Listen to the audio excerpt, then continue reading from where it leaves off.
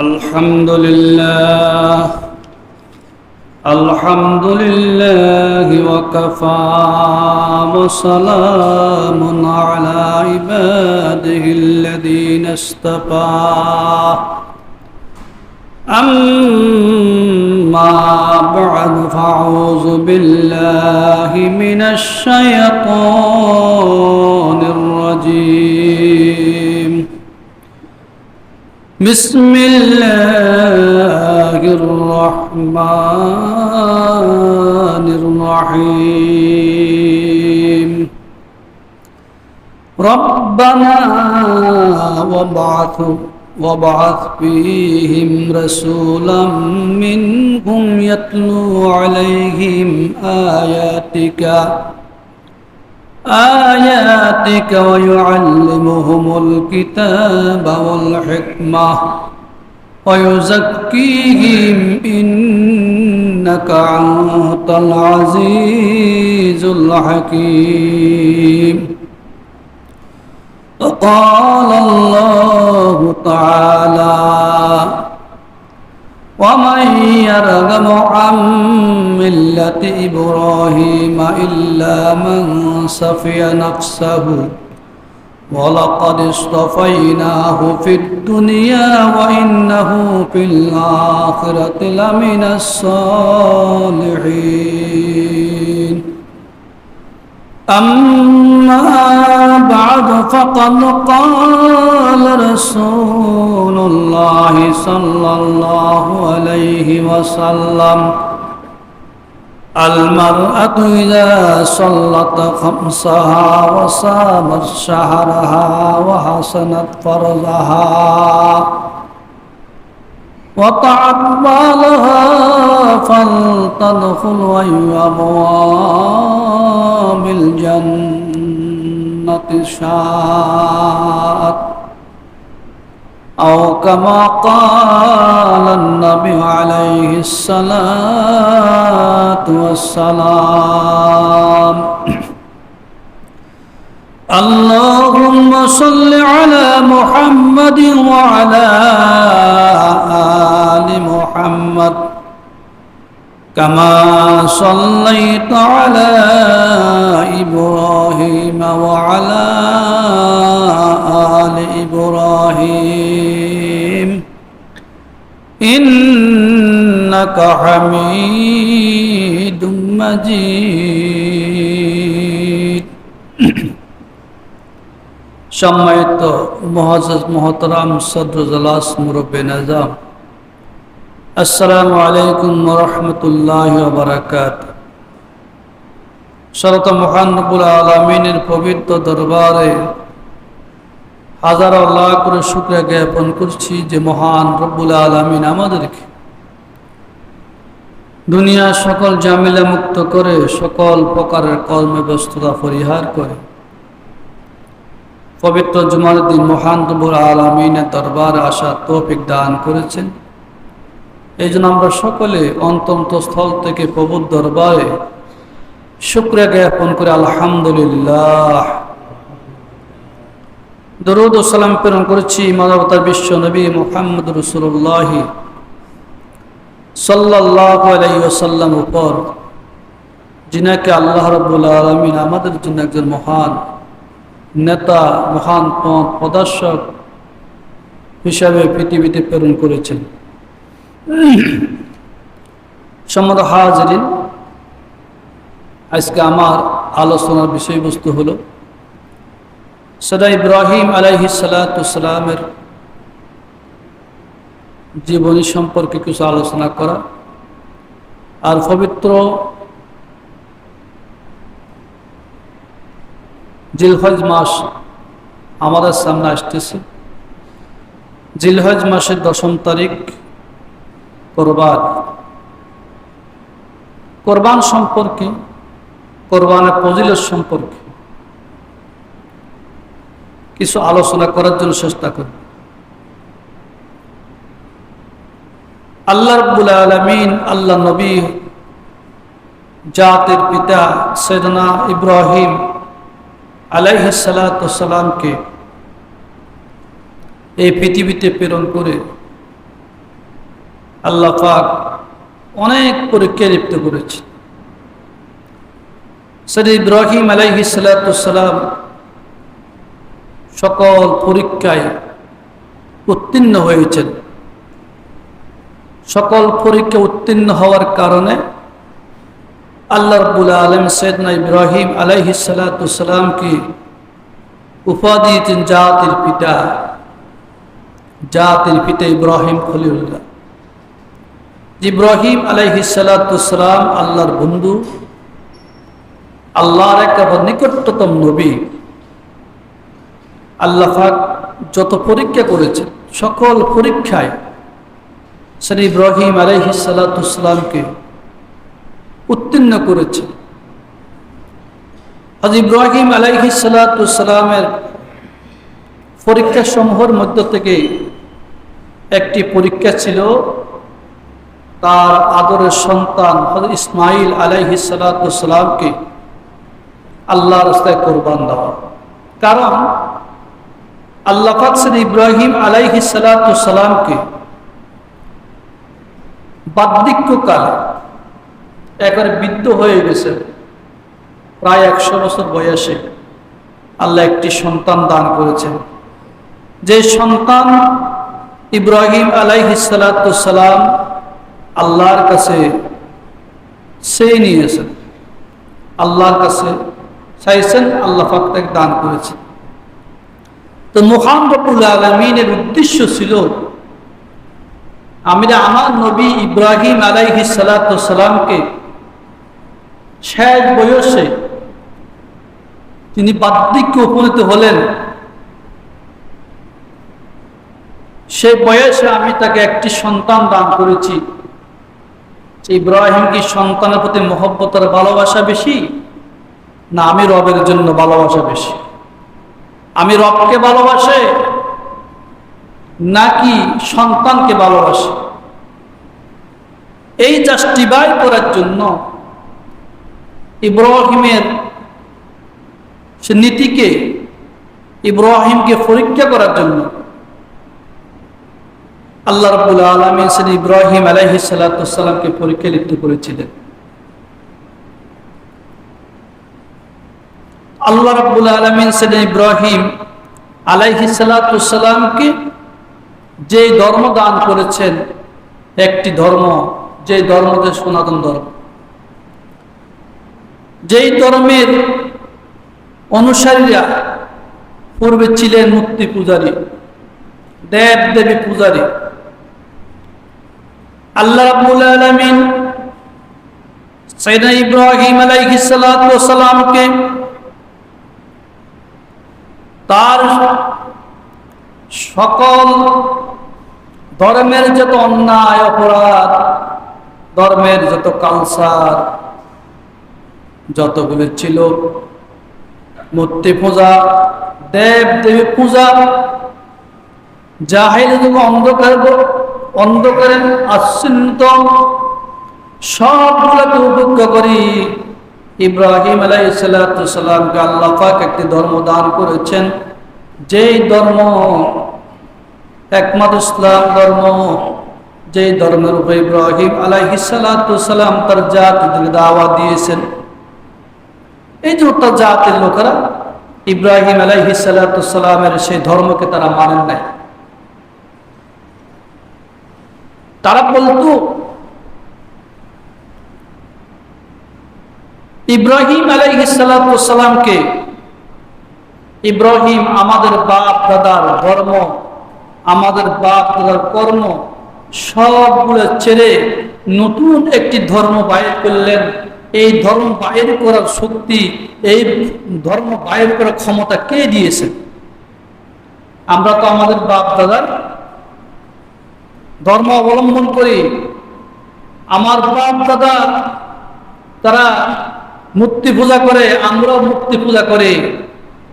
তারা দেব দেবী পূজা করে, আমরাও দেব দেবী পূজা করি। কারণ ইব্রাহিম আলাইহিস সালাম বাপও ছিলেন কি মূর্তি পূজক, যার নাম ছিলেন আজর। আজর মূর্তির ব্যবসা করতেন, মূর্তির ব্যবসা করতেন। এক সময় ইব্রাহিম আলাইহিস সালাম তার বাবার সেই মূর্তিগুলোকে ব্যঙ্গে চুরমার করে দিয়েছিলেন। ইব্রাহিম আলাইহিস সালাম এমন নবী, সে তার বাপকে ছাড়েন দেয়, চাচ্ছেন কিনা? এই জন্য আল্লাহ বলতেছেন, وَمَن يَرْغَبُ عَن مِّلَّةِ إِبْرَاهِيمَ إِلَّا مَن سَفِهَ نَفْسَهُ وَلَقَدِ اصْطَفَيْنَاهُ فِي الدُّنْيَا وَإِنَّهُ فِي الْآخِرَةِ لَمِنَ الصَّالِحِينَ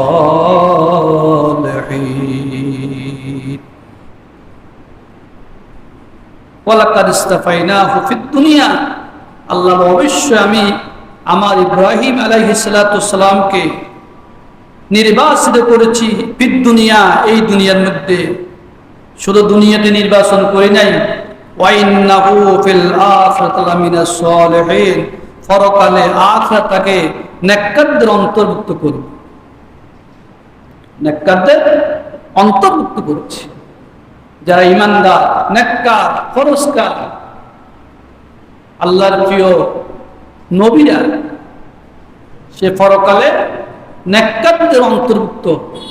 যেই ধর্মের উপর আছে, যেই ধর্মের অনুসারী তারা, সেই ধর্ম বাতিল ধর্ম, সেই ধর্ম তাদের বাতিল ধর্ম, সেই ধর্ম মূর্তি পূজা, দেবদেবী পূজা, অনিসলামিক কার্যকলাপগুলা সেখানে চলত। সেই ধর্মটা ভালো না। একমাত্র প্রিয় ধর্ম হলো ইব্রাহিম আলাইহিস সালাম ধর্ম। সেই ইব্রাহিম আলাইহিস সালাম যেই ধর্মের উপরে প্রতিষ্ঠিত ছিলেন, যেই ধর্ম নিয়ে এই দুনিয়াতে এসেছেন, আল্লাহ তাআলা ইব্রাহিম আলাইহিস সালাম ধর্ম থেকে আমাদের প্রিয় হাবিব মুহাম্মদ রাসূলুল্লাহ সাল্লাল্লাহু আলাইহি ওয়াসাল্লামকে প্রেরণ করেছে। আমাদের নবী মুহাম্মদ রাসূলুল্লাহ কোন ধর্মের প্রতীক? ইব্রাহিমের ধর্মের। ইব্রাহিম আলাইহিস সালামকে আল্লাহ পাক যে ধর্ম দিয়ে পৃথিবীতে প্রেরণ করেছেন, সেই ধর্ম থেকে, সেই ধর্ম অনুসারী হলো আমাদের প্রিয় হাবিব মুহাম্মদ রাসূলুল্লাহ সাল্লাল্লাহু আলাইহি ওয়াসাল্লাম। ইব্রাহিমের সন্তান ইসমাইল আলাইহিস সালাম, আর ইসমাইল আলাইহিস সালাম ধর্ম থেকে হলো আমাদের প্রিয় হাবিব মুহাম্মদ রাসূলুল্লাহ সাল্লাল্লাহু আলাইহি ওয়াসাল্লাম। এই ধর্ম কত দামি ধর্ম ছিল, এই ধর্ম কত পিওর ধর্ম ছিল, খাঁটি ধর্ম ছিল। ইব্রাহিম আলাইহিস সালাম এই ধর্মের জন্য, দিন প্রসারের জন্য নিজেকে অগ্নিকুণ্ডে পর্যন্ত কি নিক্ষিপ্ত করা হয়েছে। অগ্নিকুণ্ডে তাকে নিক্ষেপ করেছেন। সেই নমরুদ 40 দিন পর্যন্ত আগুনের ভিতরে ছিল। কোথায় ছিল? আগুনের ভিতরে। অথচ ইব্রাহিম আলাইহিস সালামের একটি পশমও জ্বলে না।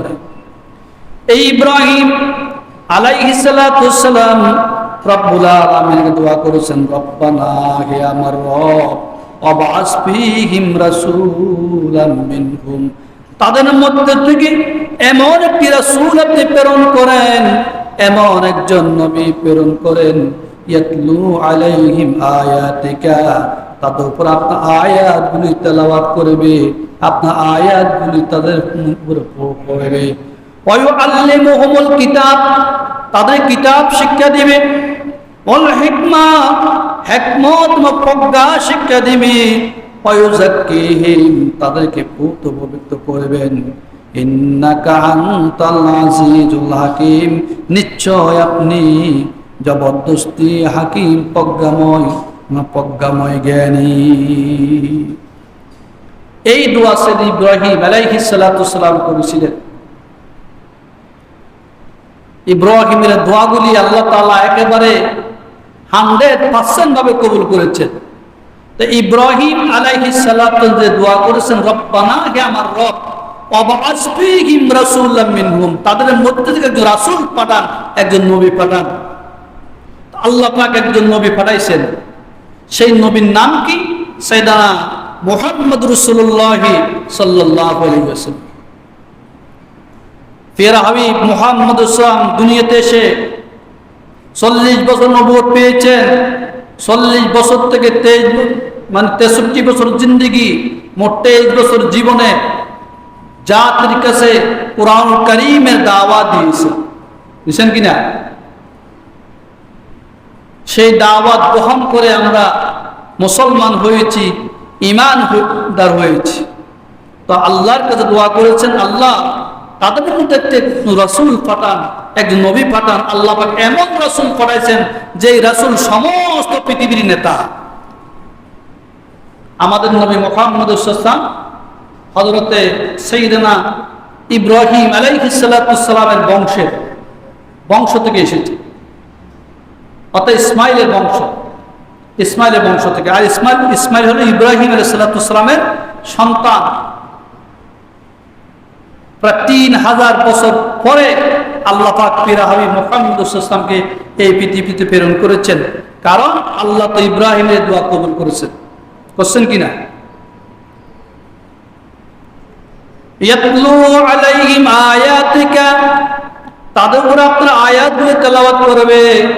আল্লাহ তাআলা যে কোরআন নবী মুহাম্মদ রাসূলুল্লাহ সাল্লাল্লাহু আলাইহি ওয়াসাল্লামের অবতীর্ণ করেছেন, ওই কোরআন এই জাতির কাছে পৌঁছায় কিনা? ওই কোরআনুল কারীম, ওই কোরআনের আয়াতগুলি বিশ্বনবী মুহাম্মদ রাসূলুল্লাহ সাল্লাল্লাহু আলাইহি ওয়াসাল্লাম তার উম্মতের মধ্যে প্রসার করেন, উম্মতদেরকে শিক্ষা দেন ভালো এবং খারাপ থেকে, ভালো খারাপের মধ্যে পার্থক্য করার জন্য, কোনটা ভালো কোনটা খারাপ। সুদ খাওয়া হারাম, ঘুষ খাওয়া হারাম, জেনা ব্যভিচার করা হারাম, নামাজ পড়া ভালো, রোজা রাখা ভালো, হজ করা ভালো, যাকাত দেওয়া ভালো। আল্লাহর এই জমিনে আল্লাহর বিধানকে প্রতিষ্ঠা করা, আল্লাহ নীতিমালা অনুযায়ী এবং কিতাব, তাদেরকে কিতাব শিক্ষা দেন। এই কিতাব হলো মহাগ্রন্থ আল কোরআন, কোরআনুল কারীম। এই কোরআন কারীম বিশ্বনবী মুহাম্মদ রাসূলুল্লাহ সাল্লাল্লাহু আলাইহি ওয়াসাল্লাম এই জাতিকে, উম্মতকে শিক্ষা দিয়েছে কিনা? দেন নাই? শিক্ষা দিয়েছেন, হিকমত শিক্ষা দিয়েছেন, প্রজ্ঞা শিক্ষা দিয়েছেন, জ্ঞান শিক্ষা দিয়েছেন। কোরআন কারীমের জ্ঞান, যার মাধ্যমে আল্লাহ তাআলা এই জাতিকে পুত পবিত্র করেছেন, পুত পবিত্র। ইব্রাহিম আলাইহিস সালাম কেমন নবী ছিলেন? আল্লাহ পাকের একটা কথাও অমান্য করেন নাই, প্রত্যেকটি কথাগুলোকে পুঙ্খানুপুঙ্খানু মেনেছে। আমরা যদি আল্লাহ পাকের সেই হুকুমগুলো যদি, আল্লাহ নির্দেশগুলো যদি পুঙ্খানুপুঙ্খানু মেনে থাকি, অবশ্যই আল্লাহ আমাদের বন্ধু হবে না। আল্লাহ ইব্রাহিমের বন্ধু কেন হয়েছে? ইব্রাহিমের বন্ধু দুনিয়াতে বন্ধু, আখিরাতে বন্ধু হিসেবে থাকবেন। আল্লাহ ইব্রাহিমকে এমন জান্নাত দান করবেন, আবাদুল আবাদ, এই জান্নাতের নাজল নেয়ামত ভোগ করবেন। বন্ধুত্বের প্রমাণ তো পাওয়া যায় যে নমরুদ তার ক্ষমতা না মানার কারণে, তার শাসন ব্যবস্থা না মানার কারণে, মূর্তি পূজা না করার কারণে, মূর্তির বিরুদ্ধে কথা বলার কারণে সেই নমরুদ হযরত ইব্রাহিম আলাইহিস সালামকে অগ্নিকুণ্ডে নিক্ষেপ করেছিলেন। অথচ ইব্রাহিম আলাইহিস সালামকে পশম জ্বলে নাই। আল্লাহ বলছেন, কুলনা ইয়া নারু কুনি বারদান ওয়া সালামান আলা ইব্রাহিম আলাইহিস সালাতু ওয়াস সালাম। আল্লাহ আগুনকে নির্দেশ হলো, খবরদার আগুন, আমার ইব্রাহিমের জন্য শীতল হয়ে যাও, ঠান্ডা হয়ে যাও। আমার ইব্রাহিমের একটা পশম না জ্বলে, কারণ আমার ইব্রাহিম তো আমার হুকুম মেনেছে, আমার হুকুম মেনেছে, আমার হুকুম মেনে, আমার আইন কানুন মেনে পৃথিবীতে মানুষদেরকে আমার দাওয়াত, আমার এক রবের, এক আল্লাহর দাওয়াত মানুষের কাছে পৌঁছাইতেছে। তিনি তো দেব দেবী পূজা করেন না, দেব দেবী পূজা করেন নাই। ইব্রাহিম আলাইহিস সালাম একেবারে পুত পবিত্র ছিলেন। ইব্রাহিম এত পুত পবিত্র ছিলেন, একেবারে ক্লিন ছিলেন মূর্তি পূজা থেকে, দেব দেবী পূজা থেকে। অর্থাৎ এই জমিনে এক আল্লাহর হুকুম ছাড়া কার হুকুম চলবে না। চলবে কিনা? ইব্রাহিম আলাইহিস সালাতু ওয়াস সালাম এই দোয়া পড়তেন, ইন্নী ওয়াজ্জাহতু ওয়াজহিয়া লিল্লাযী ফাতারাস সামাওয়াতি ওয়াল আরদা হানিফান ওয়া মা আনা মিনাল মুশরিকিন। আমার এই চেহারা, আমার এই মুখমণ্ডল আমি ফিরিয়ে দিলাম ওই জাতের দিকে, ওই রবের দিকে, আল্লাহর দিকে, যিনি আসমান এবং জমিনের মালিক, আসমান জমিনের স্রষ্টা।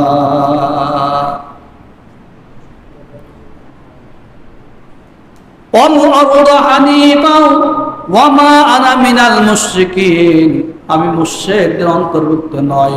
যারা মুশরিক, যারা আল্লাহর সাথে অংশ স্থাপন করে, এই জমিনে পূজা করে, মূর্তি পূজা করে, সমাজ পূজা করে, রাষ্ট্র পূজা করে, অন্যায়ের প্রতি সাপোর্ট দেয়, আমি ইব্রাহিম ওই অন্যায়কে কখনো সমর্থন করি না। ইব্রাহিম আলাইহিস সালাম সে অন্যায়কে সমর্থন না করার কারণে আল্লাহ ইব্রাহিমকে পুরস্কার দান করেছেন। কি পুরস্কার? ইন্নী জাইলুকা লিন-নাসি ইমামা। সমগ্র বিশ্ব জগতের জন্য আল্লাহ বলে, আমি আমার ইব্রাহিমকে আমি নেতা বানিয়েছি। আল্লাহু আকবার। ইব্রাহিম খলিলুল্লাহ আলাইহিস সালাতু সালামের এই নেতৃত্ব, তার এই নেতা কিয়ামত পর্যন্ত স্বর্ণ আকারে লিখিত থাকবে। থাকবে কিনা? আল্লাহ কেমন ইব্রাহিম ছিলেন, পুরা জাতির বিরুদ্ধে লড়ছে। আমাদেরকে পুরা জাতির অন্যায়ের বিরুদ্ধে লড়তে হবে, মূর্তি পূজার বিরুদ্ধে লড়তে হবে, ইয়াবার বিরুদ্ধে লড়তে হবে, মদের বিরুদ্ধে লড়তে হবে, সমাজের অন্যায় অপরাধ দিকে আমাদেরকে কি লড়তে হবে, হবে কিনা? কোন অন্যায়কে সাথ দেওয়া যাবে না, কোন অন্যায়ের পক্ষপাতিত্ব করা যাবে না। কোন মদের, আজকে মদে আসক্ত হয়, সন্তান বাবাকে হত্যা করে, সন্তান মাকে হত্যা করে, বোনকে হত্যা করে। কিছুদিন আগে গাজীপুরের অবস্থা দেখেন নাই? গাজীর অবস্থা দেখছেন কিনা? যে গাজীপুরে একটা সন্তান তার বাবা, মা, বোন সবাইকে হত্যা করেছে, কারণ সে মদে আসক্ত ছিল। মদ খেয়ে মাতাল হয়ে, মাতাল অবস্থায় তার বাবা, মা, বোনকে হত্যা করেছে। নাউজুবিল্লাহ। বলে তাহলে এটা কি ভালো না খারাপ? আল্লাহ কি মদের বিরুদ্ধে কথা বলছেন? আল্লাহকে হকের কথা বলছেন না হকের কথা বলছেন? মদকে সমাজের খারাপ, যে মদ ছিল জাহিলি যুগে, আইয়ে মজার জাহিল যুগে ছিল। জাহিল যুগের মানুষ মদ খেয়ে একে অপরে মাথা ফাটাইতো, মদ খেয়ে অন্যায়ের সাথে লিপ্ত হতো, মদ খেয়ে কোরআনকে অপব্যাখ্যা উল্টে কোরআনের বিরুদ্ধে কথা বলতেন। আল্লাহ পাক তখন মদকে হারাম করেছে। আর ওই হারাম মদ আমরা সমাজে হালাল করেছি, করছি কিনা? হালাল করেছি। ইব্রাহিম মতো ক্লিন হতে হবে। আল্লাহু আকবার। কিছুদিন আগে এক নারী যে মাদ্রাসা শিক্ষার বিরুদ্ধে কথা বলছেন না? মাদ্রাসা শিক্ষার বিরুদ্ধে কথা বলছেন মাদ্রাসা শিক্ষা এই সমাজে মঙ্গল আনতে পারে না, কল্যাণ আনতে পারে না। মাদ্রাসা শিক্ষা দ্বারা সমাজে অকল্যাণ ফিরে আসে। নাউজুবিল্লাহ। যদি মাদ্রাসা শিক্ষার কারণে, আলেম ওলামার কারণে যদি সমাজে অকল্যাণ ফিরে আসে, তাহলে যারা জানায় শিক্ষায় শিক্ষিত, তার অন্যায় কাজ করে, যারা দুনিয়াবী শিক্ষায় শিক্ষিত, তো তারা কি কাজ করবে বলেন? অথচ যে শিক্ষা আল্লাহ রাব্বুল আলামিন নিজে দিয়েছেন, কোরআন কারীমের শিক্ষা, নবী মুহাম্মদ সাল্লাল্লাহু আলাইহি ওয়াসাল্লামকে, এই শিক্ষা হলো জাতির জন্য কল্যাণকর শিক্ষা, জাতির সন্তানদের জন্য কল্যাণকর শিক্ষা। যে সন্তান কোরআন শিখবে, যে সন্তান মাসলামাত শিখবে, সেই সন্তান নামাজ পড়বে, ওই সন্তান কখনো মাকে হত্যা করবে না, কখনো বাবাকে হত্যা করবে না, কখনো বোনকে হত্যা করবে না, সমাজে অনিসলামিক কার্যকলাপ সৃষ্টি করবে না। তো যেই নারী বলছেন সে ইসলাম দিন সম্পর্কে তার কোনো জ্ঞান নাই, ধারণা নেই, সে নাস্তিক, সে নাস্তিক্যবাদকে লালন করে, তার ইমান চলে, ইমান থাকবে না। ঈমান থাকবে। কোরআনকে অস্বীকার করেছে, কারণ দুঃখের বিষয়, আক্ষেপের বিষয় ওই নারী ইসলাম থেকে দূরে। এই কারণে প্রিয় হাবিব মুহাম্মদ রাসূলুল্লাহ সাল্লাল্লাহু আলাইহি ওয়াসাল্লাম বলেছেন, আমার ইব্রাহিম এই দুনিয়ার জমিনে হকের পক্ষে কথা বলেছেন, আল্লাহ রাসূলের পক্ষে কথা বলেছেন, ইসলামকে প্রতিষ্ঠা করার কারণে, সে দ্বীন হানিফের উপর অটল অবিচল থাকার কারণে আমি আমার ইব্রাহিমকে দুনিয়াতে কি কল্যাণ দান করব, পরকালও আমি নেককারদের অন্তর্ভুক্ত করব। সুবহানাল্লাহ। এই জন্য আল্লাহ বলতেছেন, ওয়ালাকাদ ইসতাফাইনাহু ফিদ দুনিয়া ওয়া ইন্নাহু ফিল আখিরাতি লামিনাস সালিহিন। সালিহিন, নেককার, পরহেজগার, আলেম, শাকিরা, যাকিরা, শাকির যাকিরদের অন্তর্ভুক্ত আল্লাহ তাআলা ইব্রাহিম আলাইহিস সালাম করবেন। এই মাসটি হলো জিলকদ মাস। জিলকদ মাসের প্রায় শেষ ভাগে সামনে আসতেছে আমাদের জন্য কোরবান। জিলহজ মাসের প্রথম 10 তারিখে একটা আমল আছে। কি আছে? জিলহজ মাসের প্রথম 10 তারিখের আমল খুবই গুরুত্বপূর্ণ আমল, 10টি রাতের আমল। আল্লাহ রাসূল মুহাম্মদ রাসূলুল্লাহ সাল্লাল্লাহু আলাইহি ওয়াসাল্লাম বলেছেন যে মুসলমান বান্দা বান্দি জিলহজ মাসের প্রথম 10 দিন রোজা রাখবে, একটি রোজা 1 বছরের রোজার সওয়াব আল্লাহ পাক তার আমলনামায় দান করবে। যেই মুসলমান নরনারী জিলহজ মাসের 10 দিন রাত্রে ইবাদত বন্দেগী করবে, নফল নামাজ পড়বে, নফল জিকির করবে, তাসবিহ তাহলিল পড়বে, জিকির আযান করবে, এক রাতে রাখে আল্লাহ তাআলা তাকে লাইলাতুল কদরের সমতুল্য সওয়াব আল্লাহ তার আমলনামায় দান করবে। আল্লাহ। জিলহজ মাসের প্রথম 10 তারিখের এত গুরুত্বপূর্ণ আমল আমরা অনেকের করতে পারি না, ইনশাআল্লাহ করার জন্য চেষ্টা করব।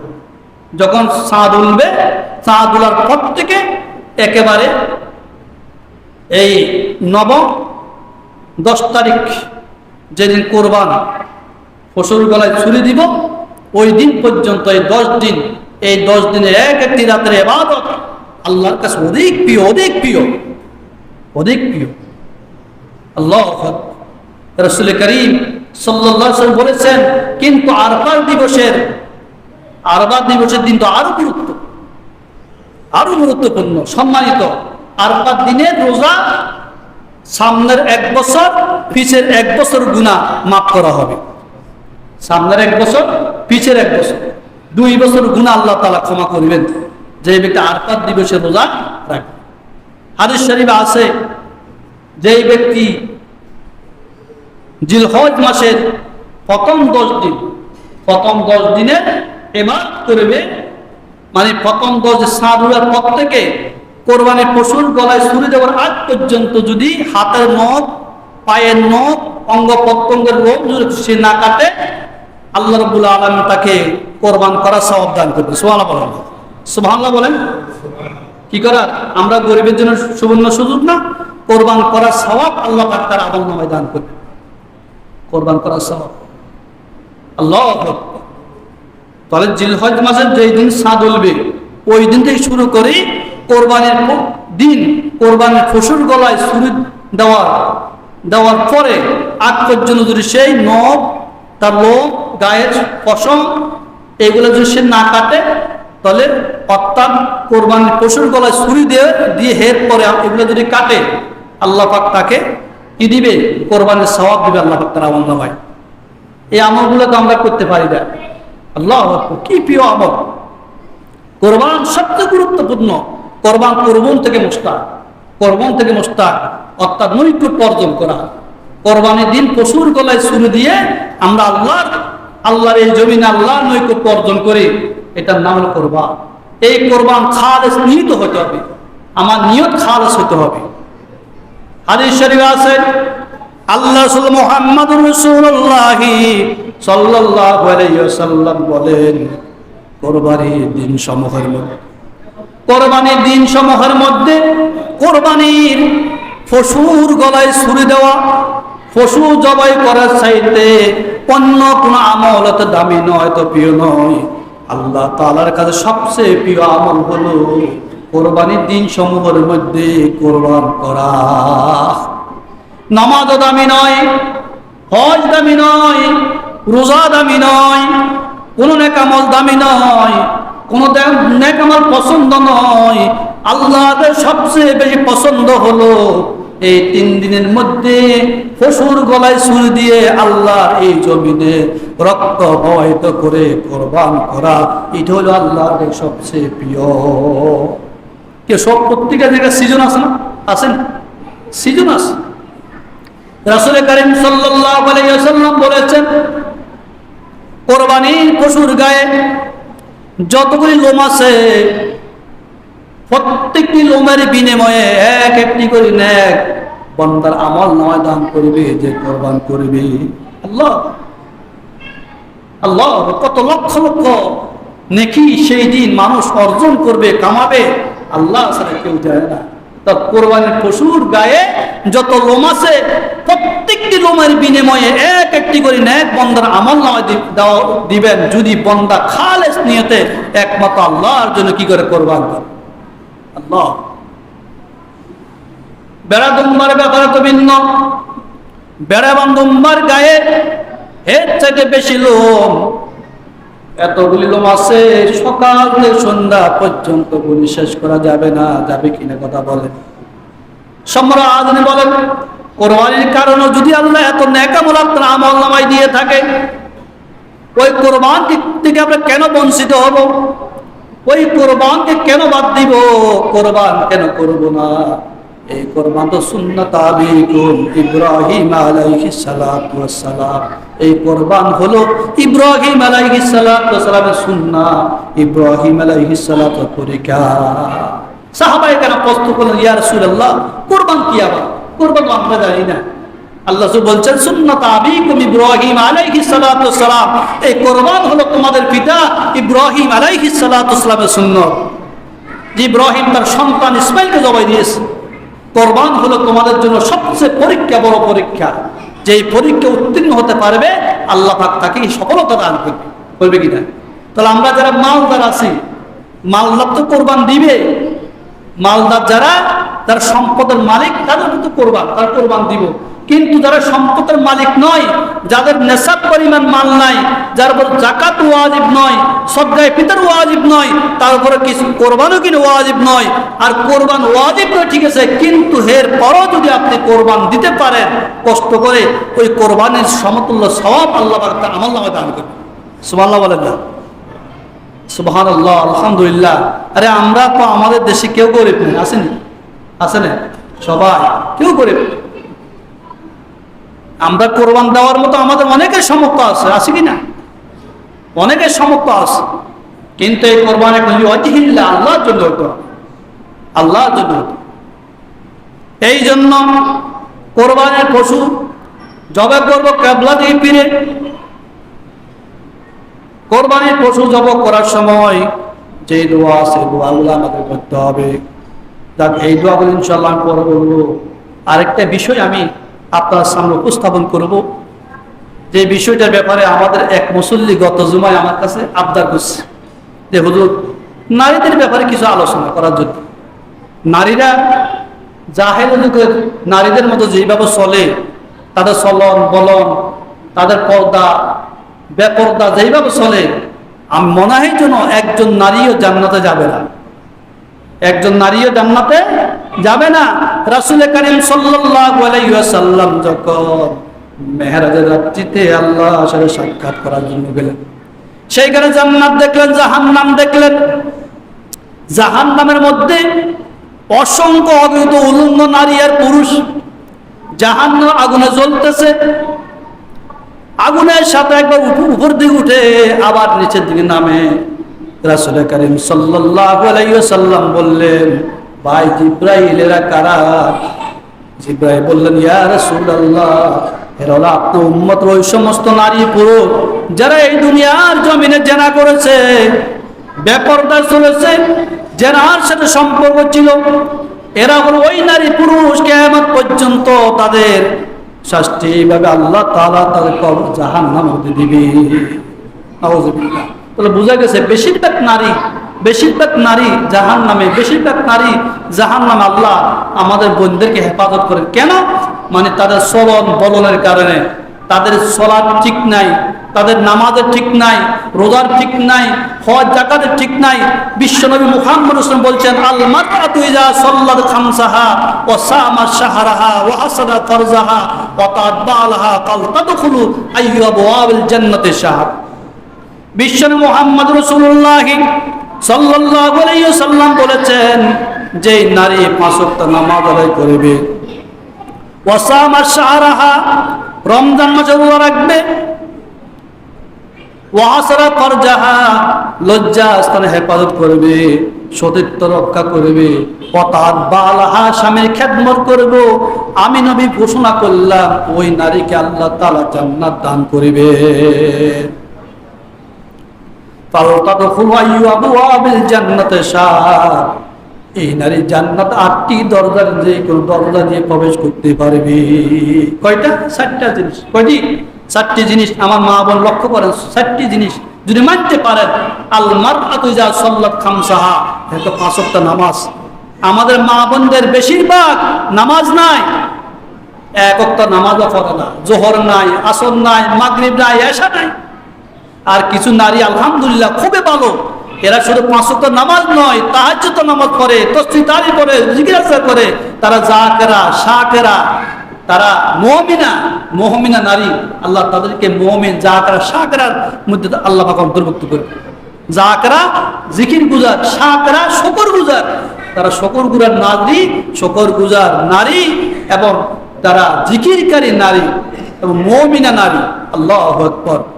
আমাদের মা বোন অনেকে আমি দেখতেছি রাস্তায় হাতে বেপরদা হাতে।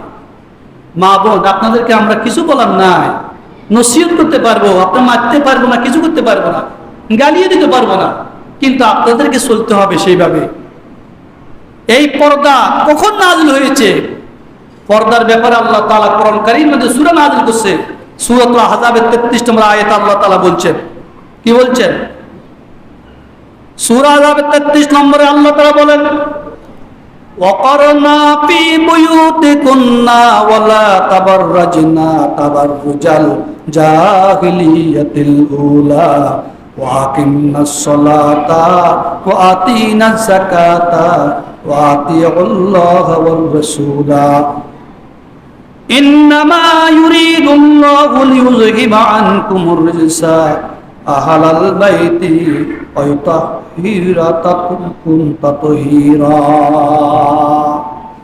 মহান রব্বুল আলামিন কোরআন কারীমের মধ্যে ঘোষণা করেন, ওয়াকারনা ফি বুয়ুতিকুন্না, হে নারী জাতি তোমরা তোমাদের বসত ঘরে থাকো, আঙ্গিনায় থাকো, ওয়ালা তাবাররাজনা তাবাররুজাল জাহিলিয়াতিল উলা, ফাসিন যুগের, জাহিল যুগের, অসভ্য যুগের নারীদের মতন প্রদর্শন করো না।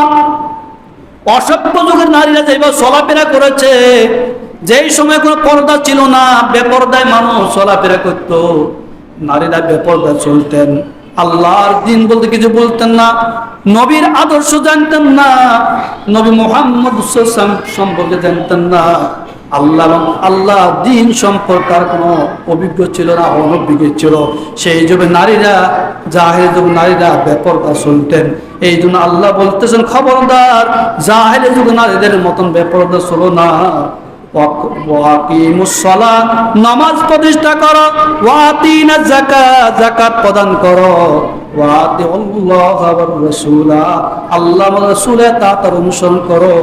ইন্নামা ইউরিদুল্লাহু লিইউযহিবা আনকুম রিজসা, আল্লাহ চান তোমাদেরকে অপবিত্র থেকে মুক্ত করার জন্য। কি থেকে? অপবিত্র। আল্লাহ বলতেছে আমি তাদেরকে অপবিত্র মুক্ত করতে চাই। আল্লাহ চান তোমাদেরকে অপবিত্র থেকে মুক্ত করার জন্য।